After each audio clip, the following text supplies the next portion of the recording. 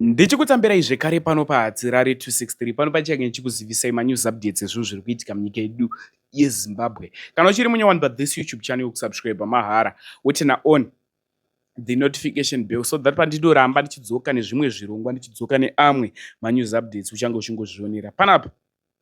Uchange uchiwana manews updates ezvinhu zviri kuitika munyika yedu yeZimbabwe. Saka ndati subscribe, ndati like this video, ndati share this video kune hama neshamwari. Vadikani sekuzwa kwamunozvita manews updates panapa tinoona kuti kamabatanidza tinge tichiitira kuti muwane manews updates ezvinhu zviri kuitika munyika yedu yeZimbabwe.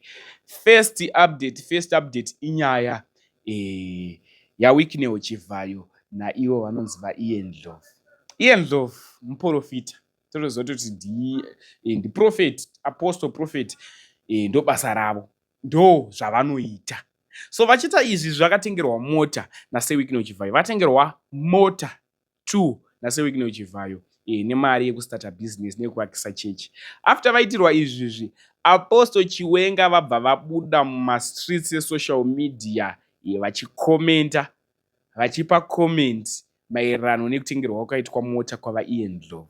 Dakusiyai muchiona video, wapedza kuona video usaskipe this video nokuti ndine video rekuromba rinototyisa ravhundutsa nyika yese yeZimbabwe. Vanhu vanga vasingazvifungire, ngatimbone this video. Concerning the Wicknell Chivayo madness, mainini iyeni adzimai vavo vari kutogara pamutefetefe izvezvi nemota yakatengwa nemumwe murume. A decent man will not allow another man to buy something that gives your wife something that she doesn't have from you. Imagine uchipinda mu chicken slice uchida utenga 2 pisa chicken in. Mumwe murume obva amira paside newe, obva akutengera iwewe 10 pisa, otengera adzimai vako 5 pisa, oti garaya pamudye. Sacrilege. Upombwe wakaitwa naIan Ndlovu haazvizive, hazvina integrity. Hakuna munhu anotengera mukadzi wangu motikari ndomutema nedemo. What are you trying to do?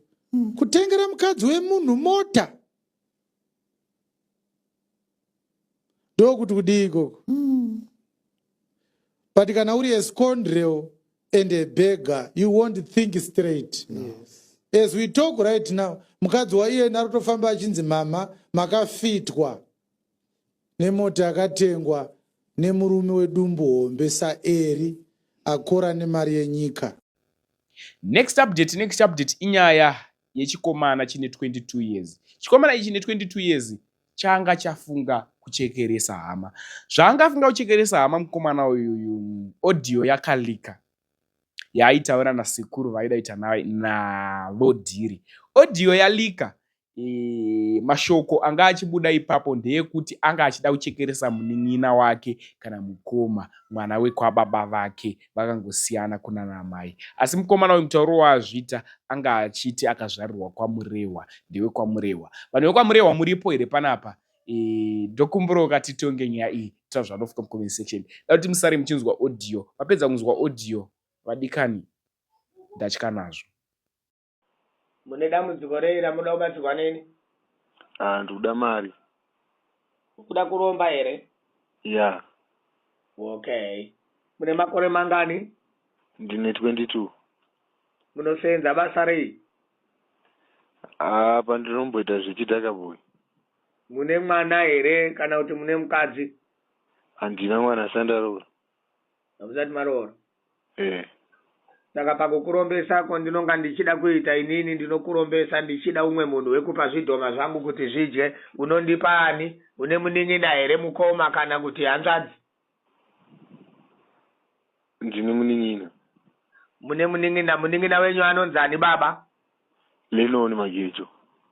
Kumusha kwenyu ndekupi? NdekwaMagejo, kwaMurehwa. KwaMurehwa? Alright. KwaMurehwa munogara mubhuku raani? Mangwende. KwaMangwende. Chikoro? Ndakazodzidza kuHarare kunoko. Alright. Saka imi mune makore 22 iyezvi hamusi kushanda here kuHarare? Ndezvekubatanidza batanidza ndina kana pandiri kuwana. Mukomana wamuri kuda kuti zvidhoma zvangu zvidye uyu anokugara kupi? Izvezvi ari muno muHarare muno.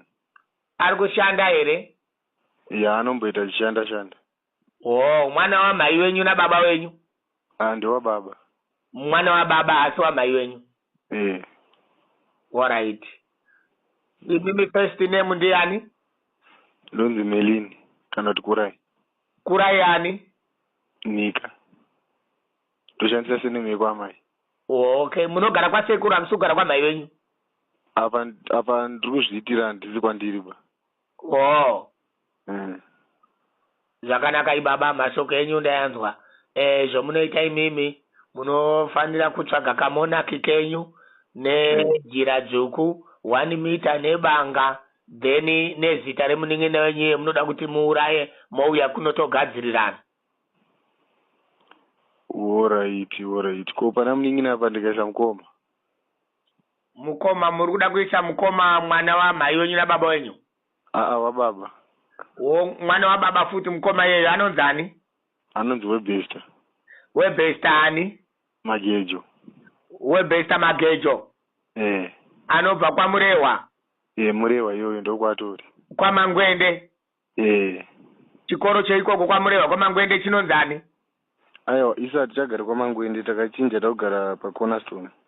Apa paCornerstone pamavillage apa panomira mabhazi panorimwa apa? Right, ipapo ndopatakugara. Alright. Kuvillage 27. Pavillage 27 Cornerstone mutoko? Alright baba.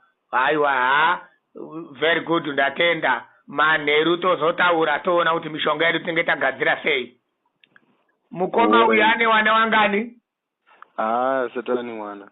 Anorora. Asati arora. Zvakanaka baba. Saka pangadiwa mari?